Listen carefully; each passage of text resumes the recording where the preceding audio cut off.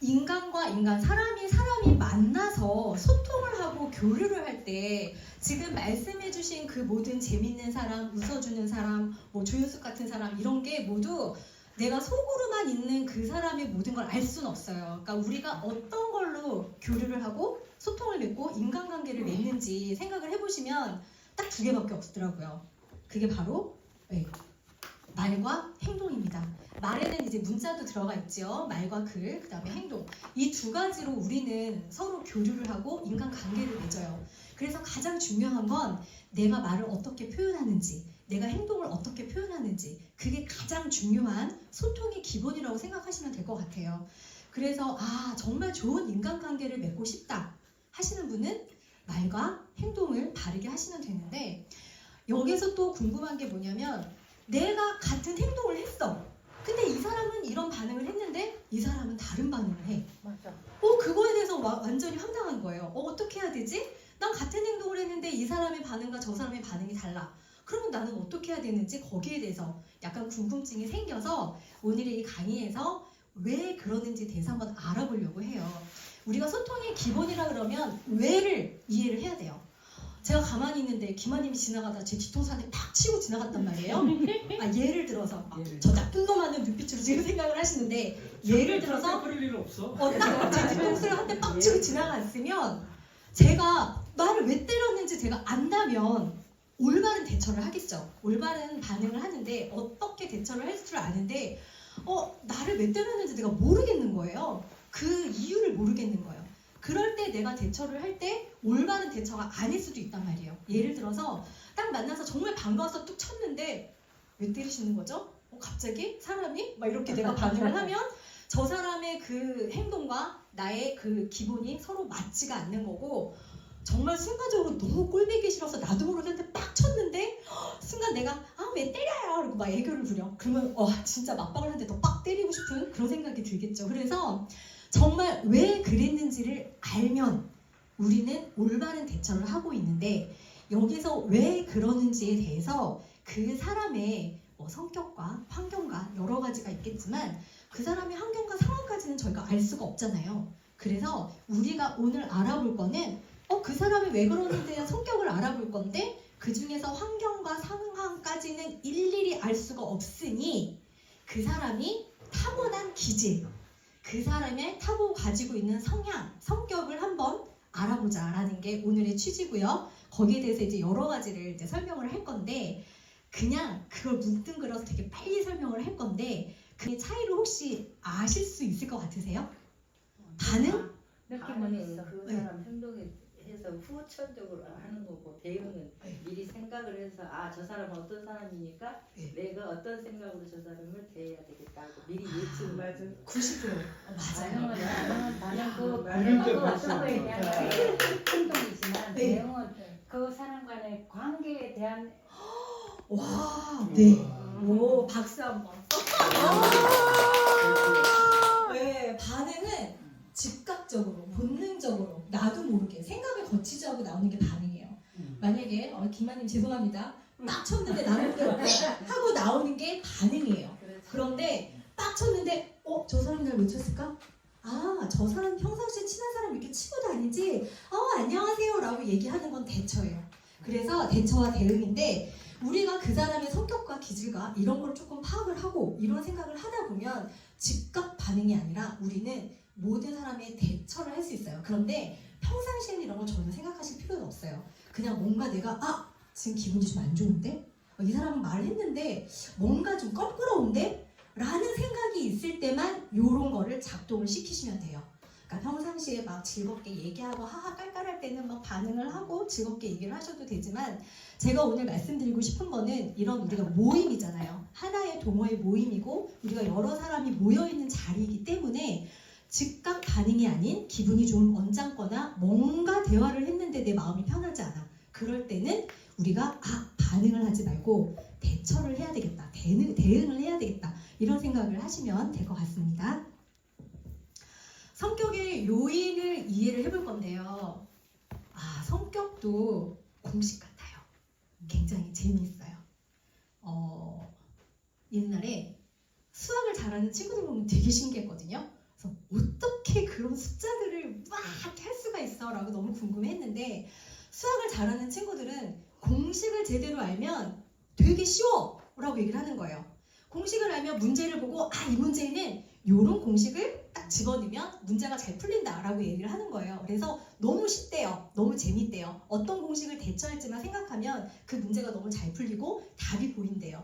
그래서 저는 그게 되게 신기했었는데 제가 이런 거에 대해서 관심을 가지고 공부를 하다 보니까 성격을 이해하는 것도 하나같이 공식 같은 느낌이 있구나 라는 걸 깨닫게 됐어요.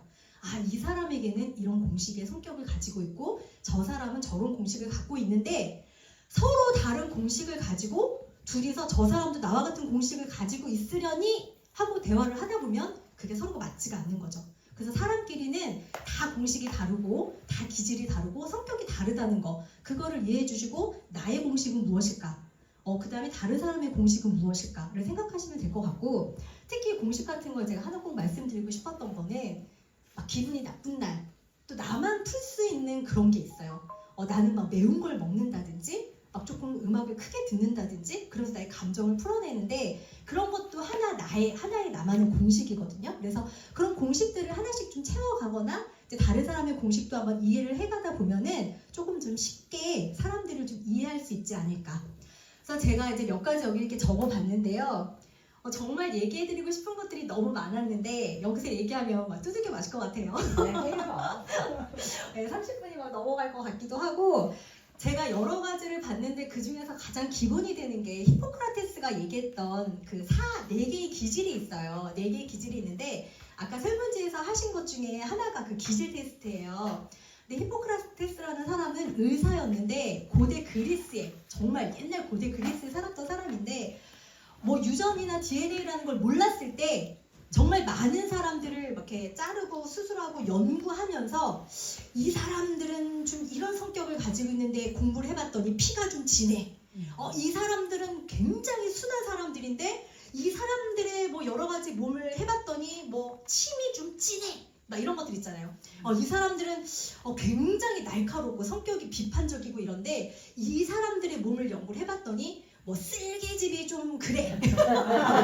그래서 신체의 어떤 그런 것들로 이렇게 연구를 해놨는데 그게 물론 지금 과학적으로는 맞지는 않아요. 맞지는 않겠지만 유전자라는 거, 성격 유전자도 다 타고나요. 내가 눈이 갈색이고 머리가 검정이고 막 이런 것처럼 그 기질도 기본적으로 다 타고나서 내가 바꾸고 싶어도 바꿀 수가 없는 거래요. 기질이라는 거는. 그래서 뭐 아까 뭐 누가 테스트 하시면서 그런 말 했어요. 나 옛날에는 안 이랬는데 지금은 이래. 그러니까 난 성격이 바뀌었어, 기질이 바뀌었어 이렇게 생각하실 수는 있는데 그거는 내 성격이나 기질이 바뀐 게 아니라 나의 사회적인 능력이 발달한 거예요.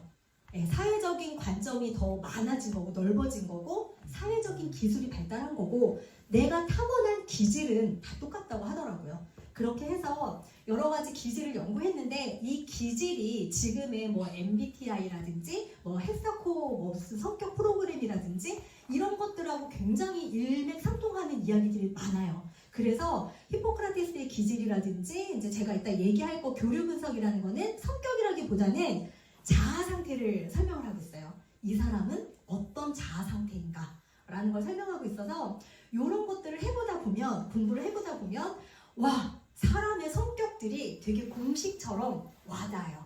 그래서 이걸 다 할 수는 없지만 우리가 2가지만 제가 중점적으로 설명을 드리고 할게요.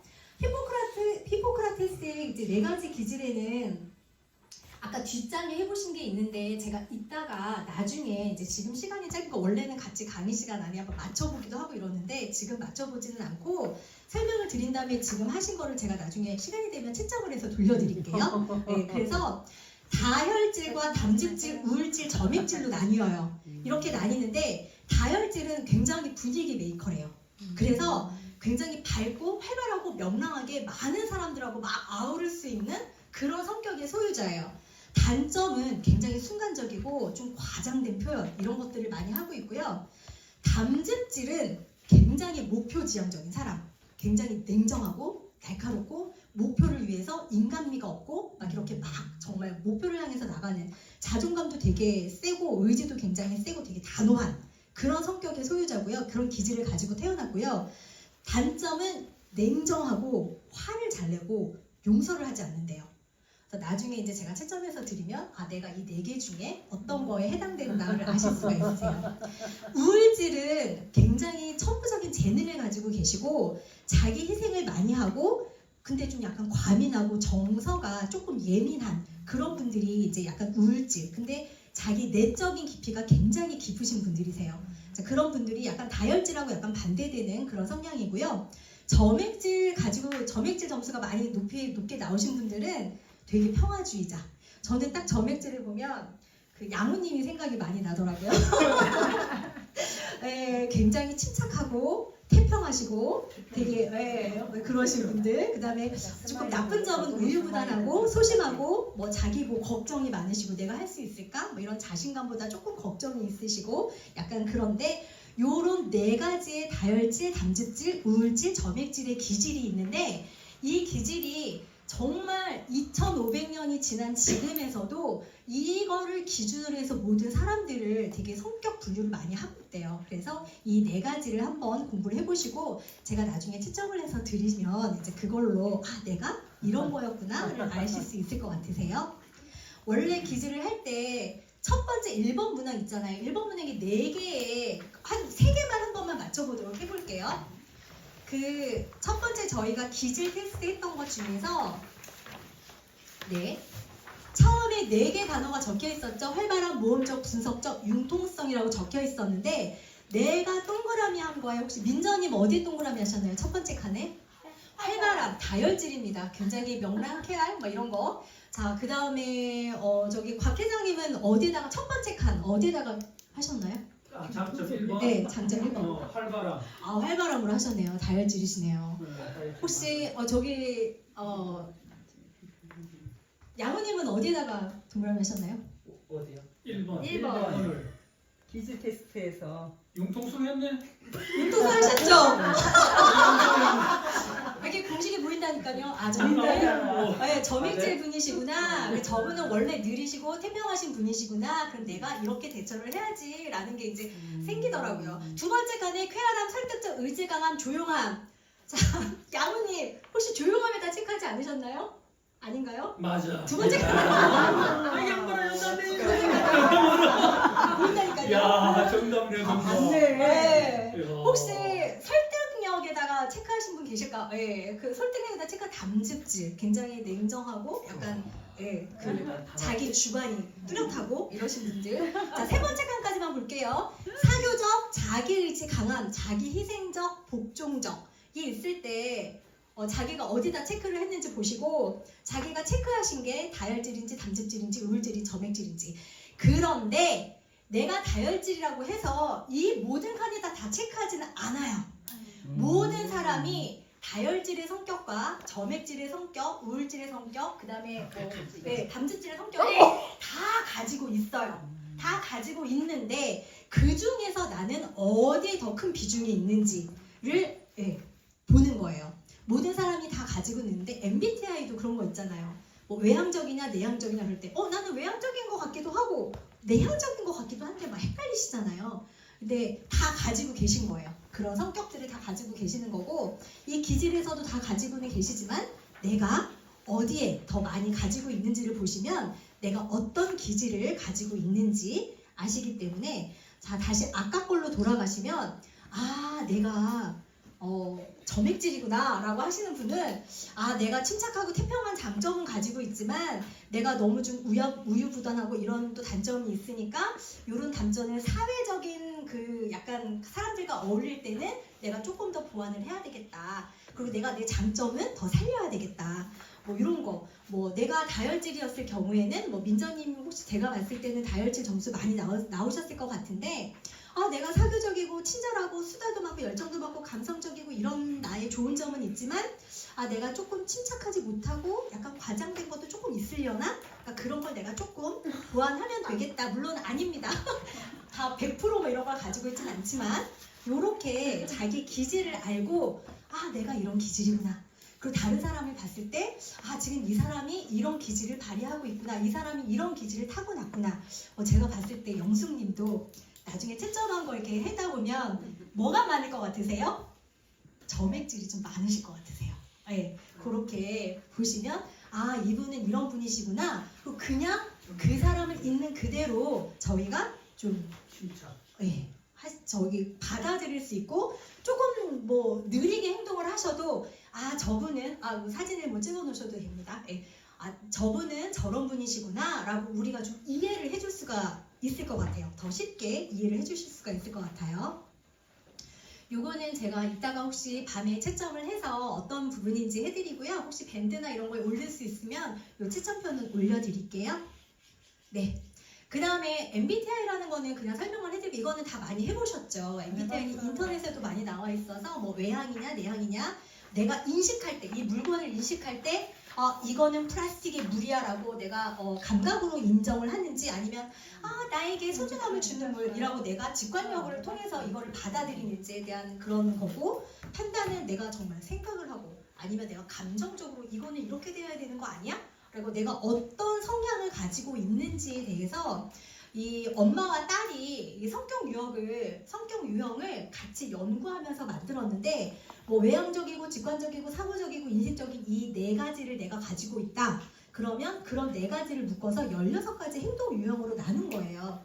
그래서 요거는 인터넷에도 굉장히 많이 하고 계시고 요즘 젊은이들은 자기의 MBTI를 다 알고 있어요. 나는 뭐뭐뭐야. 너는 뭐니? 너는 뭐뭐뭐구나. 뭐 이러면서 다 알고 있더라고요. 그래서 이런 MBTI도 알고 있으면 서로를 이해하고 나를 이해하는데 조금 어느 정도 도움이 되는 것 같아요. 요거는 이제 많이 알고 있으니까 넘어가고요. 또 요즘 유행하는 게 MBTI는 기본적으로 타고난 기질을 설명하기는 좀 어려워요. 그런데 이제 헥사코라는 성격 유형은 약간 우리나라가 개인적인 것보다는 굉장히 관계주의적인 성향을 되게 많이 보고 있는 우리나라의 특성이 그래요. 그래서 되게 재밌는 실험을 봤는데 팬더곰이랑 원숭이랑 바나나랑 있어요. 팬더곰이랑 원숭이랑 바나나가 있어요. 그럼 두 가지를 엮으라면 어떤 걸 엮고 싶으세요? 다시 한 번만요. 팬더곰, 원숭이, 바나나. 원숭이랑 바나나 원숭이. 나는 팬더곰하고 원숭이를 입고 싶다라고 생각하시는 분. 뭐 이건 정답이 없어요 그냥. 그럼 나는 원숭이와 바나나를 입고 싶다라고 생각하시는 분 많으시죠. 그럼 바나나와 팬더곰을 입고 싶다고 생각하시는 분. 그거는 아예 없고. 우리나라는 원숭이와 바나나를 많이 이어요. 근데 외국 사람들은 놀래요. 기절초풍을 해요. 팬더 동물, 원숭이 동물, 동물끼리 바나나 식물.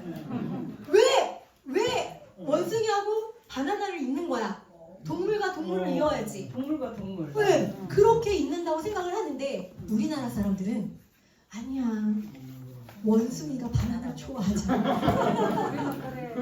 원숭이가 바나나 좋아하잖아. 이 두 개를 이어줘야지 왠지 행복할 것 같아. 이러면서 두 개를 이어요. 이거는 우리나라가 관계적인 거에 굉장히 많이 초점을 두기 때문에 그래요.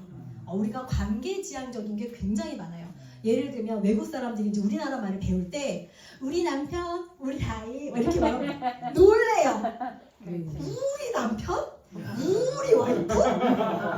뭐지 이게 왜 나랑 너랑 얘기하고 그러니까 마이 와이프 내 아들 뭐 이렇게 마이 선 뭐 마이 와이프 이래야 되는데 우리 와이프 막 이러면 놀래요. 그래서 우리는 이렇게 우리가 많아요. 관계지향적인 얘기가 너무 많은데 외국 사람들이 들으면 아주 기절초풍을 하죠. 어떻게 그렇게 될 수 있어? 그래서 우리나라 특성에 맞는 이 연구를 할 때 이 리가 우리나라 이제 그 심리학자가 가서 같이 가서 이제 연구를 해서 특히 뭐 정직 겸손성 이런 거를 더 추가를 해서 우리나라의 성격 유형에 굉장히 맞는 검사라고 하더라고요. 이것도 인터넷에 들어가면은 이제 헥사코라는 게 이 앞에 있는 글자만 H 그다음에 정서성의 E 그다음에 외향성의 EX인데 여기 같은 E가 있어서 X 그 나머지 이렇게 다 따서 한 글자 한 글자 이 6가지 요인을 딴 게 헥사코라는 이름을 붙인 거예요. 어떤 의미가 있는 건 아니고 이 성격 유형을 한 가지씩 따서 헥사코라는 그런 이제 성격 유형 검사인데 요게 한 100문항 돼요. 100문항 되는데 되게 재미있게 결과가 나와요. 그래서 아직까지는 영문으로 결과가 인터넷에 나오는데 이제 이게 다 구글 같은 데서 돌려보면 그 하위 요소들이라는 게 되게 재밌어요. 그래서 이런 걸 찾아보다 보면은 내가 이런 걸 타고났구나. 이거는 만들어진 게 아니라 내가 이런 걸 타고났구나. 라는 걸 알 수가 있어요. 그래서 나는 이런 성향을 가진 사람이구나. 내 성격은 이런 사람이구나를 좀 아실 수가 있어요. 그리고 내 거를 알고 나면 다른 사람의 성격이 보여요. 아, 저 사람은 저런 성격이 있구나 라는 게 좀 보여요. 네, 그래서 너무 재밌어요. 사람을 만나고 사람과 대화를 하고 그 사람의 말과 행동을 보면 굉장히 이해도 쉽게 되고 되게 인정도 빨리 돼요. 저 사람이 이런 사람이구나 라는 인정이 많이 돼서 굉장히 사람을 대하기가 편해지게 되는 거예요.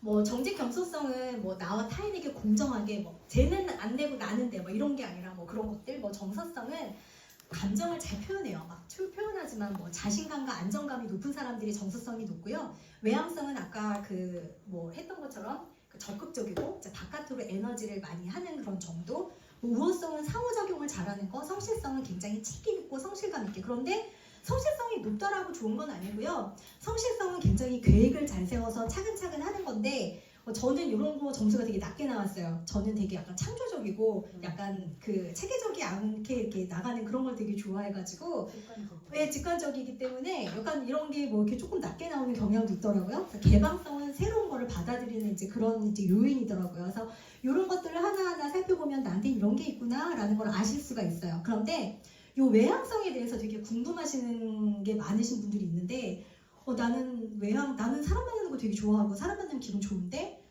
내가 뭘 해보면은 난 되게 내향적으로 나온다라고 얘기하시는 분들이 있어요. 그런데 외향적이고 내향적인 게 사람을 뭐 만나는 걸 좋아한다 싫어한다 이렇게 이분법으로 나뉘는 게 아니라 내향적인 사람은 사람을 만날 수 있는 명수가 조금 적은 거예요. 그래서 세네 사람과 만나서 막 수다를 떨고 이야기를 하고 막 즐기면 너무 행복해요. 근데 너무 많은 사람들하고 만났을 때 내가 이제 기운이 딸리는 거죠. 그런 거고 외향적인 성격을 가진 그 에너지가 이제 뭐 프로이드 같은 사람은 리비도라는 걸 설명을 했는데 내가 에너지가 몸에서 흐르는데 더 많은 사람들을 만나면 만날수록 에너지가 되게 많이 표출되는 사람이 외향적. 그 다음에 이 리비도가 안으로 흐르는 사람은 그냥 몇 사람을 만나서 조근조근 이렇게 재밌게 노는 게 이제 내향적 이런 게 있더라고요. 그래서 이런 게 있고요. 교류 분석은 이제 오늘 아까 테스트를 한 건데요. 이 교류 분석을 만든 거는 나를 이해하고 타인을 이해하고 타인과 나의 관계를 이해하기 위해서 만들었대요. 그런데 교류 분석에서는 자기 기질이나 성격이 아니라 나의 상태를 보는 거예요. 내 안에 있는 나의 자아가 어떤 상태인지를 알아보는 건데요. FC가 얘기할 때 그걸 잘 받아주는 사람은 어머니 성향을 가지신 분이세요. 그래서 어머니 성향을 가지신 분은 FC 막 농담을 해도 그랬어 되게 잘 받아주세요. 그래서 이제 막 장난을 칠 때 그런 어머니 성향이 높으신 분들에서 막 까불고 장난을 쳐도 저를 잘 받아주시고요. CP 성향이 높으신 분 앞에서는 막 까불면 안 되겠죠. 네, 그런 거를 이제 보시면서 이제 상황을 보면서 까불거나 받아주거나 이제 이런 걸 해주시면 되는데 교류 중에서 이제 원하는 반응이 나오는 게 있어요. 지금 몇 시예요? 그러면 뭐 4시예요 라고 나오는 거는 상호 교류라고 얘기를 해요. 그 다음에 교차 교류라는 건 지금 몇 시예요? 그런데 장난을 치는 거야.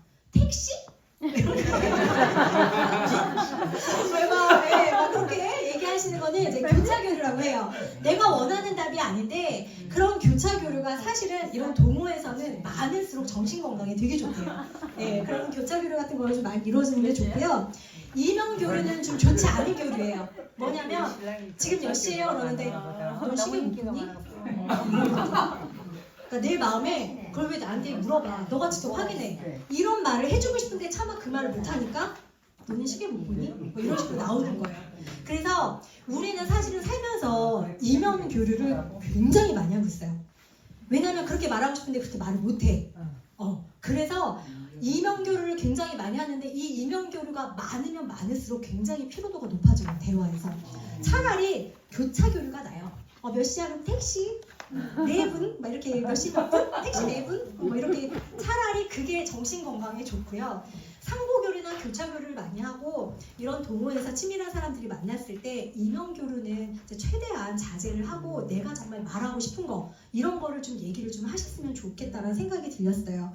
뭐 나대화법은 많이 아시죠? 그냥 나의 이런 상황이라서 내 마음이 이래 이렇게 했으면 좋겠어 라는 대화법으로 이명교류가 있었을 때는 반응이 아니라 내가 대응을 하면서 나대화법으로 이야기를 해주시면 돼요. 내가 기분 나쁜 말 들었어. 그게 뭐야?가 아니라 너가 이렇게 말해서 내가 너무 마음이 안 좋다. 앞으로 나를 좀 존중해줬으면 좋겠어. 앞으로 다른 사람인 데서는 나한테 조금 얘기를 예쁘게 해줬으면 좋겠어. 이렇게 나대화법을 사용한다면 이명교류가 있을 시에도 조금 교류가 잘 이루어지지 않을까 싶은 생각이 듭니다. 그 다음에 소통 방법 하는 것 중에 가장 중요한 건데요. 감정을 인정해야 돼요. 저희 이제 꼬마의 아이들이 와가지고요. 선생님 오늘 기분 나빠요! 막 이래요. 그래서 맞아. 야, 이제 수업을 해야 되는데 기분 나쁘면 어떡해? 기분 다시 쉽게 풀어! 이게 될까요? 안 되지. 안 돼요. 기분 나쁜 건 나쁜 거예요. 만약에 와가지고 그 애가 선생님 저 쟤 때리고 싶어요! 라고 얘기를 해요. 그러면 아니야, 그건 옳지 않은 감정이야. 때리면 안 돼, 그건 잘못된 감정이야. 그 감정 바꿔. 이렇게 바꿔줘요? 안 돼. 안 바꿔줘요. 감정이라는 건 경험에서 내가 체득한 거기 때문에 내가 지금 기분이 좋아. 근데 그 감정 바꿔. 내가 이미 이렇게 느꼈는데 바꿔줘요. 내가 때리고 싶어. 아니야, 그 감정 나쁜 감정이야. 옳잖아. 일단은 그렇게 얘기하시면 안 돼요. 감정은 무조건 받아들여줘야 돼. 너가 쟤 때리고 싶었어. 너가 쟤 때문에 기분이 나빴구나. 맞아. 너가 속상했구나. 너가 억울했구나. 그랬구나. 라고 감정을 받아들이셔야 돼요. 그 감정이 나쁜 감정일 수도 있지만 이미 느낀 감정이야. 그걸 우리가 어떻게 해? 걔가 느꼈는데 내가 이런 경험을 했는데 아니야, 그 경험 아니야, 없었다고 해. 이건 아니잖아요. 그래서 감정을 일단 받아주시고 그 다음에 근데 너가 그렇게 말해서 내가 조금 이렇다라는 이야기는 해줄지언정 감정을 인정해주시는 게 소통의 가장 기본적인 방법이에요. 감정을 인정해주고 틀린 감정은 없고 감정에 이름을 붙여보는 거야. 네가 지금 느낀 감정이 이거구나. 내가 지금 느낀 감정이 이거구나. 라고 감정에 대한 이름을 한번 붙여주시면 돼요. 감정에 굉장히 많은 단어들이 있어요. 뭐 신경질, 밝고 상쾌한, 뭐 유쾌한, 뭐 쾌활한, 열렬한, 뭐 애처로운, 증오하는, 절망하는 이런 감정들을 많이 알고 계시면 내가 이런 감정이구나라는 명령을 좀 붙이시기가 쉽고 그렇게 할 수 있고요. 또 하나 소통의 방법 중에 한 가지는 기본 욕구를 말하는 거예요. 제가 이제 처음 제목이 욕구를 찾는 대화 방법 이랬는데 처음에 이제 저희 신랑 이렇게 보더니 왜 이렇게 제목이 야해? 막 이러는 거예요. 처음에 제가 이제 하고 싶었던 제목은 인간관계에 대한 교류 관계와 이제 욕구를 찾는 대화였는데 욕구? 관계? 이렇게 야해 막 이러는데 그런 야한 욕구가 아니라 인간의 기본적으로 품고 있는 정말 자기만의 진짜 내가 원하는 게 뭔지 그 욕구를 나를 찾는 거예요. 그 미셸 로젠버그라는 사람이 한 말 중에서 모든 사람의 짜증, 화, 기분 나쁨에는 부탁 또는 감사가 있대요. 가만히 한번 생각해 보세요. 어떤 사람이 나한테 화를 낸 적이 있었나요? 그 사람의 화를 생각해 보세요.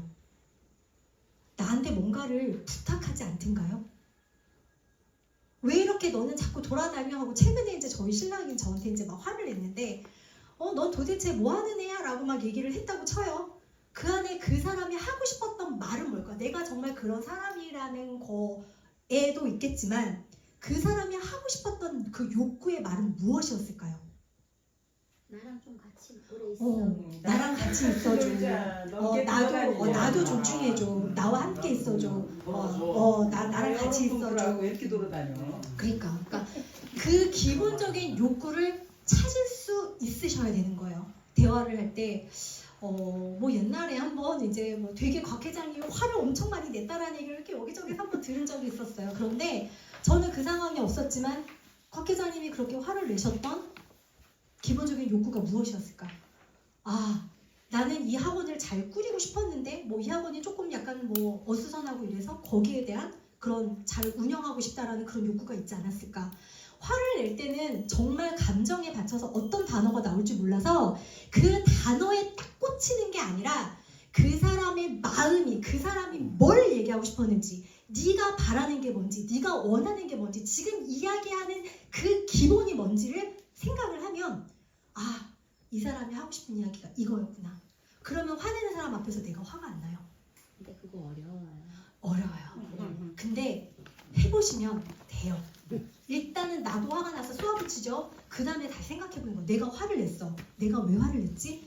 저 사람이 나한테 화를 냈구나. 나도 존중받고 싶었는데 나도 인정받고 싶었는데 그런 나의 욕구도 찾고 상대방의 욕구를 찾다 보면 좀 그 사람도 인정이 잘 되고 나 스스로도 굉장히 나의 말을 명확하게 할 수 있는 그런 기본이 돼요. 물론 어려워요. 저도 안 되고 모두가 안 돼요. 하지만 한 번씩 이거를 생각만 딱 들잖아요. 정말 내가 화날 때, 속상할 때 저 사람이 원하는 게 뭐야? 한 번만 생각해 보시면 조금 나의 화가 더 금방 풀어질 수가 있어요. 리더의 자질이 있는데 되게 제가 하고 싶은 말들 중에 하나였는데 시간이 너무 많이 가서 하나 더 해요. 어떡하죠? 내 시간도 뭐.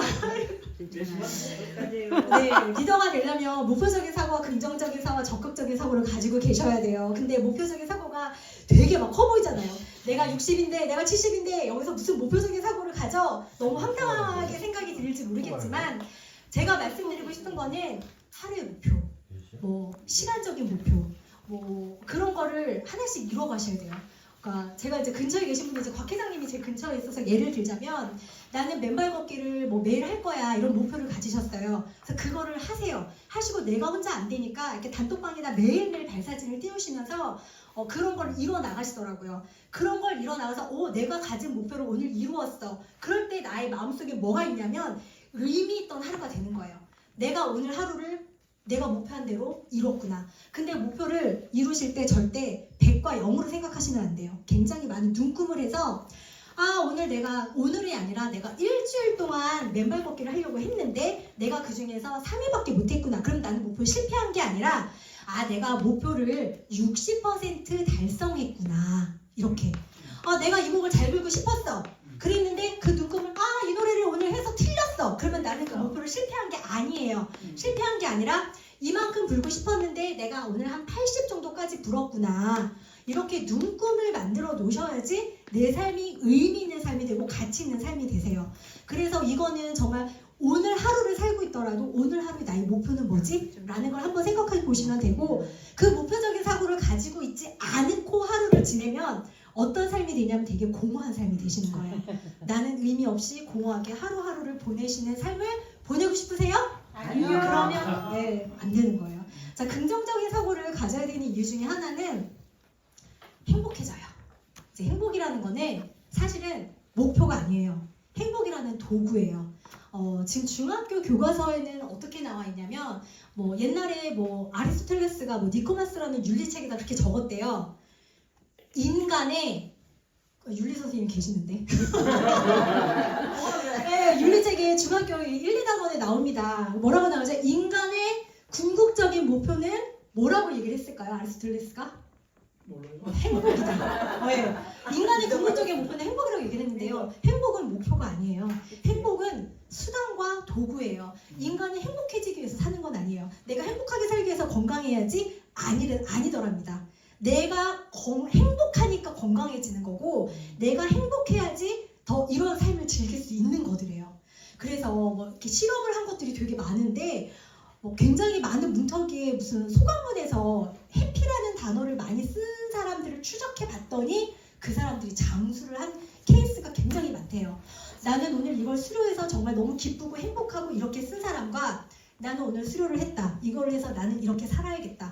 그런 행복의 단어를 많이 사용한 사람과 많이 사용하지 않은 사람들의 분류를 나누어서 그 사람들 60년 전에 썼던 그 소감문으로 추적을 해봤더니 행복의 단어를 많이 사용했던 사람들이 굉장히 건강하게 오래 살았더래요.